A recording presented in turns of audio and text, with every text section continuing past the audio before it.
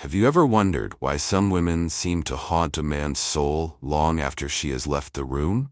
Why her presence lingers in his dreams? Why her absence feels like a wound carved into the very marrow of his being?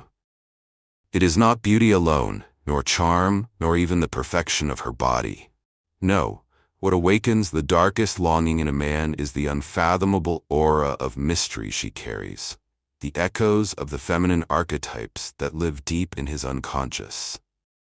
Carl Jung spoke of these primordial forces, the anima, the shadow, the eternal dance between light and dark. A man does not yearn for what he fully understands, he yearns for what eludes him, for what calls him into the abyss of his own soul. This mystery is not a game of manipulation, but a truth older than civilization itself. In every man there is a silent hunger, a restlessness that no possession, no achievement, no conquest can ever tame. He walks through life armored in logic, reason, and stoic composure. Yet in the presence of a woman who embodies the unseen mysteries, he feels his armor crack. She does not even need to reach for him. He reaches for her, compelled by something he cannot name. The first of these mysteries is her ability to embody both presence and absence at once. She can be near him, her voice soft as water, her gaze like a lantern in the night. Yet some part of her remains beyond his grasp. She is not fully knowable, not entirely revealed, and so he leans closer, hoping for a glimpse of her inner sanctum. The paradox intoxicates him. Her nearness promises comfort, her distance promises eternity. Most women attempt to be entirely understood, thinking this will soothe his heart. But the truth is, what he longs for is the part of her he can never quite own. And then comes the second mystery. The woman who mirrors his shadow without judgment. Jung taught that every man carries within him a darkness he seeks to deny.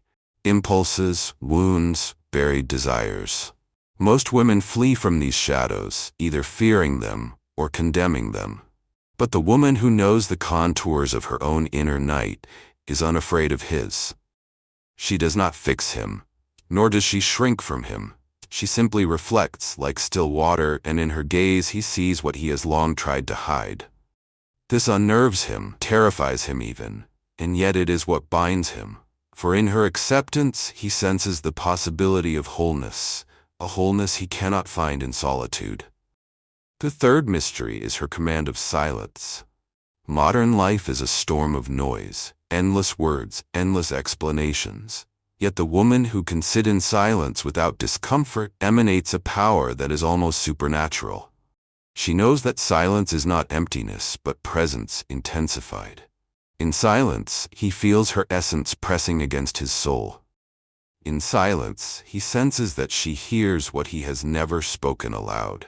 It is in those quiet spaces that he finds himself longing, aching, drawn deeper into her orbit, because her silence confronts him with his own. Notice how these mysteries are not tricks to ensnare him. They are qualities of depth, rooted in her own inner work. For how can she hold space for his shadow unless she has embraced her own? How can she embody presence and absence unless she is not desperate for constant validation? How can she wield silence unless she has befriended solitude? This is why so many women exhaust themselves in the pursuit of male attention, yet never awaken lasting devotion. They chase outward when the secret lies inward. The truth is this: when a woman claims her archetypal power, she does not simply attract a man. She awakens the buried longing in him to reunite with his own soul. He feels her as a mirror of his inner anima, the feminine within himself that he has repressed in his striving for strength. She reminds him of his incompleteness, of his need for integration.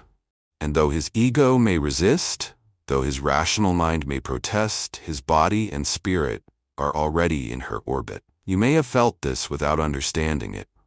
A man leans into you, not because you flatter him or prove your worth, but because something unspoken radiates from your being. He senses your rootedness, your ability to vanish into yourself without fear, your ability to look at him with eyes that see both his light and his darkness. And whether he admits it or not, this unsettles him. It unsettles him precisely because it awakens him. Mystery is not artifice. Mystery is truth revealed in fragments, so that the soul has something to yearn for, something to approach in awe. The woman who carries mystery does not perform it, she lives it, because she has entered into the deepest chambers of her psyche and has not fled. And when she returns, she carries with her the kind of presence that no man can forget. There is a fourth mystery that unsettles a man at the level of his bones: the fire of her contradictions. She is not a one-dimensional being, bound by predictable patterns or suffocated by the need to please. Instead, she embodies paradox, both softness and steel, both surrender and command. One moment she is gentle, her touch like a balm. The next she is fierce, her words slicing through his illusions like a blade. He cannot categorize her, cannot box her into a singular role, and so she eludes his control. Jung observed that the unconscious thrives in symbols and paradoxes, and when a man encounters a woman who lives her contradictions without apology, she becomes a living symbol of life itself, unpredictable, untamable, alive. This paradox ignites his longing because it mirrors the truth he hides from himself. He believes he must always be strong, unyielding, stoic.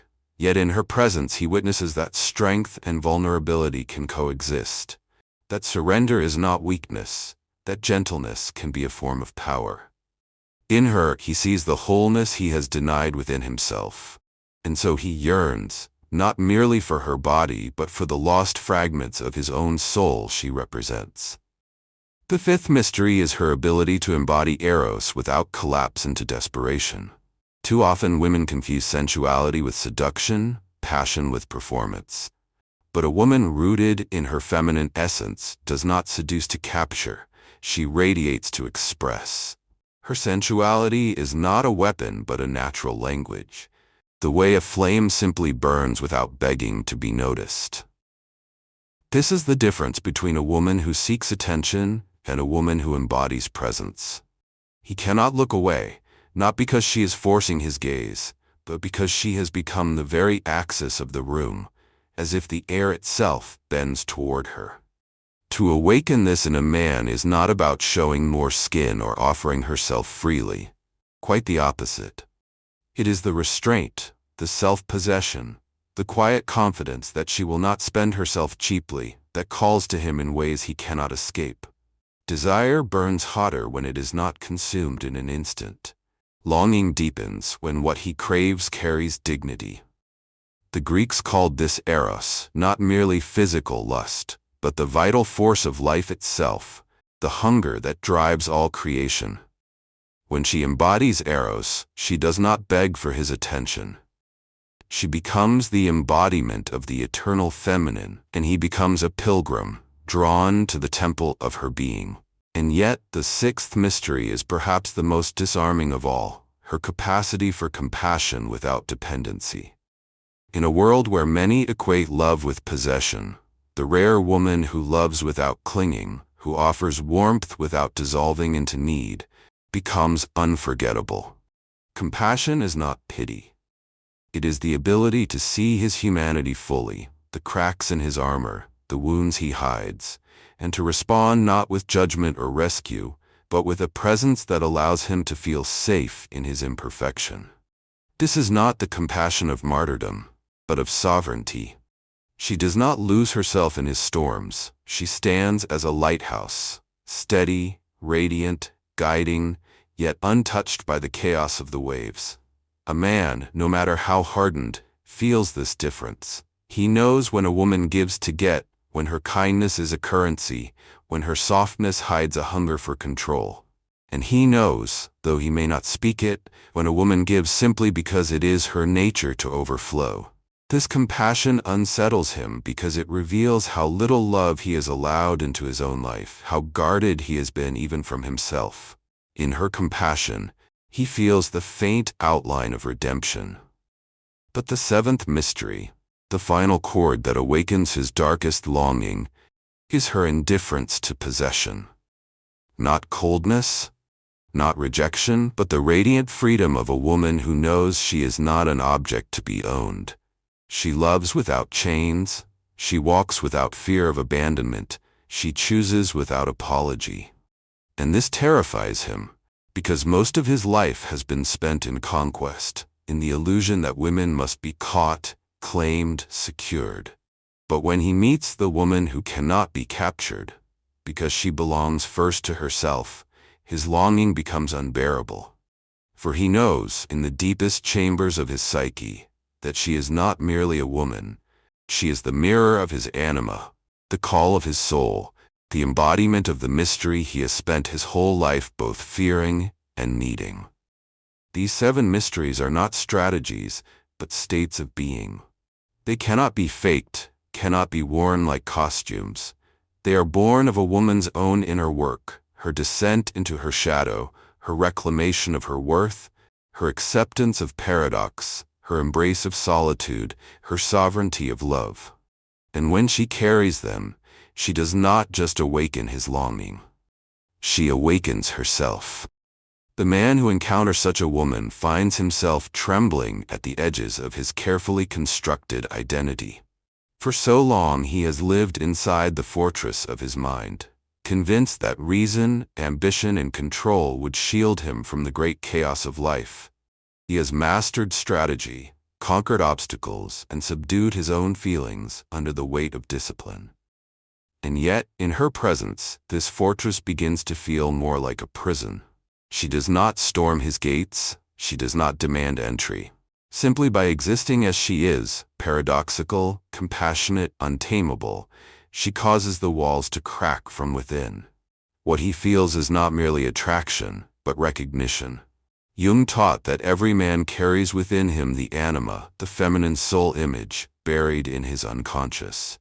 Most men spend their lives projecting this anima onto women they encounter, idealizing, idolizing, or demonizing them, but rarely seeing the truth of the woman herself. When he meets one who embodies mystery, it is not that she is flawless or divine. It is that she awakens in him the living presence of his own anima. She is not the dream, she is the mirror. And in that mirror, he sees the haunting reminder of everything he has neglected within himself.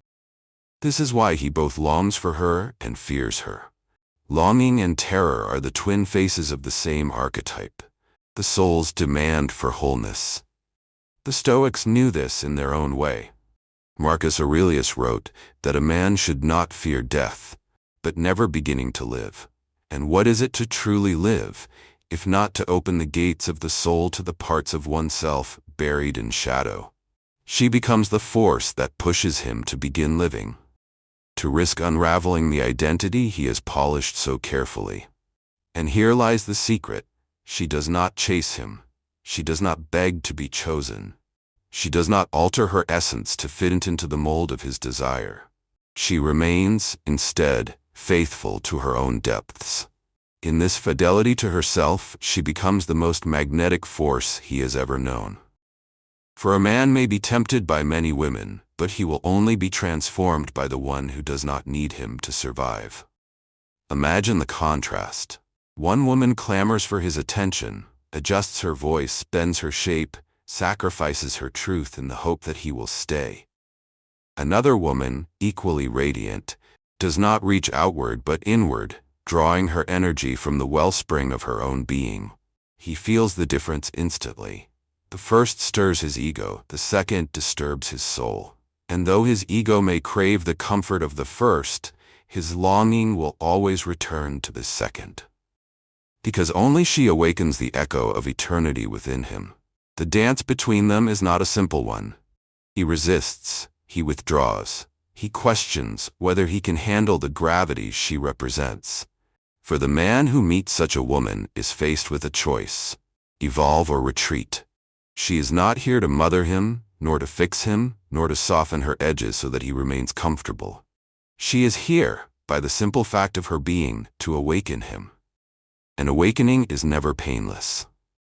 It requires the death of illusions, the shattering of masks, the confrontation with buried wounds. But here's what most do not understand.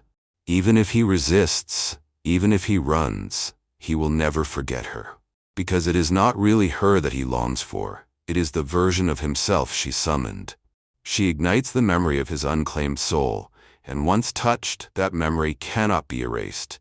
He may bury it again, but the seed is planted. And one day, whether with her or without her, he must face the truth she revealed. You, as a woman, do not need to fear his resistance. Do not mistake his withdrawal for a rejection of your worth. Often it is the opposite. His ego recoiling from the magnitude of what you awaken. The stronger his defenses, the deeper his longing will eventually carve into him. This is why the feminine mystery is not about strategy or game. It is about embodying a depth so undeniable that even in absence, your presence reverberates in his psyche. The Stoics remind us that what is within our control is our own mind, our own soul. And the same applies here. A woman cannot control his journey, cannot dictate his pace of growth, cannot guarantee his devotion, but she can control her own embodiment, her own sovereignty, her own depth. And paradoxically, it is in that very detachment, the refusal to collapse into need, that she becomes irresistible. Mystery, paradox, Eros, compassion, freedom. These are not costumes. They are truths uncovered in the crucible of shadow work, in the silence of solitude, in the fire of choosing oneself over and over again. And when a woman carries them, she does not need to demand longing from a man. His longing rises unbidden, as natural as the tide pulled by the moon. The man who stands before such a woman senses something dangerous within her. Not danger in the way of harm, but danger to the false security he has built. She is a living reminder that life cannot be controlled, that love cannot be caged, that desire cannot be domesticated into routine. He may find himself restless at night, unable to sleep, replaying her words, her silence, her gaze. Not because she has bewitched him, but because she has awakened a hunger he cannot satisfy with surface pleasures. Her presence feels like the call of the wilderness. Civilization has tamed him, taught him to pursue titles, wealth, achievements. Yet in her aura he tastes the rawness of the wild, the primal essence he lost in the pursuit of control. Jung wrote that the psyche is not built merely for order but for wholeness, and wholeness requires embracing both chaos and order. She embodies both, carrying serenity in her stillness and storm in her passion. And though he may resist it, his soul leans toward her, for she represents the lost balance he secretly craves. What unsettles him most is that she does not demand his longing. She does not chase, she does not plead, she does not contort herself into the shape of his fantasy. She simply is. And in her being she evokes his yearning. Men are accustomed to being pursued in subtle or overt ways, to being flattered, coaxed, seduced. But when he meets the woman who does not seek to secure him, he feels a shock of recognition. For the first time, he is not the conqueror, but the one being conquered. Not by her will, but by his own hidden desire. This reversal terrifies and intoxicates him. It reminds him of what the Stoics spoke, that the external world cannot be possessed, that control is an illusion, that freedom is found not in grasping but in surrendering to what is. Her freedom, her refusal to be possessed, forces him to face this truth. And though his ego may rage against it, his deeper self aches to yield. Yet she is not a siren luring him into destruction. She is a mirror, and the destruction he fears is only the destruction of his false self. To stand in her presence is to feel the call of individuation. The path Jung described as the integration of the self, the reconciliation of shadow and light. He longs for her not because she completes him, but because she reveals how incomplete he has allowed himself to remain. Many women misunderstand this. They believe that to keep his attention they must give more, do more, prove more. But the feminine mystery is never about effort. It is about essence. It is about embodying the paradoxes that live within every soul: tenderness and ferocity, stillness and movement, surrender and sovereignty. When she embraces these within herself, she radiates a wholeness that no man can ignore. You must understand, his darkest longing is not for pleasure alone, though pleasure will burn brighter in her presence. His darkest longing is for transformation, though he cannot articulate it. He longs for the death of his false identities, the crumbling of his armor, the rediscovery of his own soul. And though he may believe he is longing for her, what he is truly longing for is what she awakens in him. This is why absence can be more potent than presence. A woman who clings suffocates his soul, but a woman who allows space gives his longing room to grow. He must feel her nearness even when she is gone, her presence echoing in his mind like a haunting melody. And this is only possible when she is rooted enough in herself to let go. Detachment is not cruelty, it is power. The Stoics called it apatheia. Not indifference in the cold sense, but freedom from being enslaved by need. When a woman embodies this, she awakens a hunger in him that cannot be extinguished by conquest. He begins to realize that to be near her, he must rise. He must confront his shadows, embrace his vulnerability, soften his rigid armor, expand his heart. And this realization terrifies him because it demands growth. Some men will flee from this demand. Others will falter, circling her but never entering the depths she offers. But the man who is ready will stay. He will stay, not because she begged him, but because his soul recognized the rare chance to meet itself through her. The feminine mystery is not about making him stay. It is about embodying a presence so whole that whether he stays or leaves, your radiance remains untouched. For longing is not your burden to carry, it is his journey to endure. And the more fully you embody your mystery, the more deeply his longing will carve into him, whether he is by your side or chasing the shadow of what he lost. There comes a moment when the woman of mystery realizes that she is not playing a game of attraction, but embodying a force of nature. She is not merely a lover, not merely a muse. She becomes an archetype walking in human form. The men who encounter her may call her enchanting, intimidating, magnetic, even maddening, because they lack the language to name what they feel. But in Jungian terms, she is the anima incarnate, the unconscious feminine rising from the depths to confront the masculine with his unfinished work. He sees her and cannot categorize her. She is not simply sweet, nor merely fierce. She is not always safe, nor perpetually dangerous. Instead, she is both and more. This unsettles him because his mind seeks to define, to label, to predict. But she moves beyond prediction, living as a paradox, a reminder that life itself resists control. And so he begins to realize that his longing for her is not lust, nor infatuation, but initiation. She initiates him into himself. Yet for this initiation to unfold, she must resist the temptation to collapse into his hunger. The moment she abandons her own center, the spell breaks. If she sacrifices her sovereignty for the promise of his devotion, she becomes ordinary. Her mystery dissolves.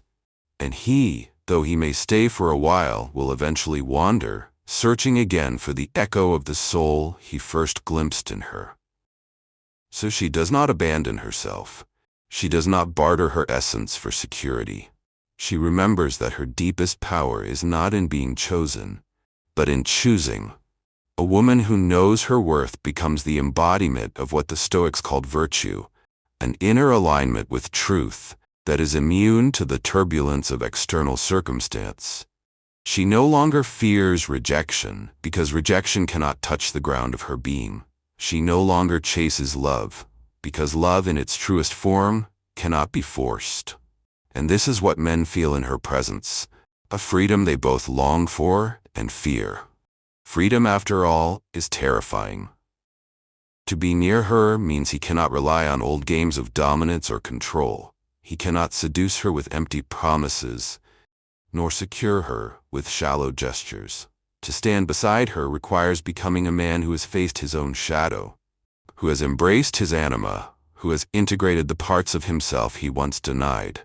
Without this, he will never feel stable in her orbit. But this is her gift. She does not shrink so that he may remain small. She rises, and in rising she silently invites him to rise as well. Whether he does or does not is his choice, his destiny. And here lies the heart of her sovereignty. She does not live in fear of his choice. She knows that the man who flees from her depth is not a loss. He is only revealing his own unreadiness.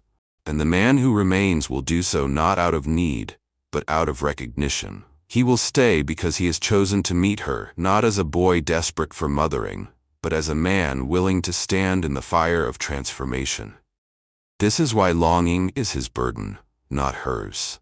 She is not here to carry his hunger, nor to ease the ache he feels in her absence. Longing is the instrument of his evolution, the thorn in his side that forces him toward growth. And the deeper her mystery, the sharper that thorn becomes. If he resists, it will torment him.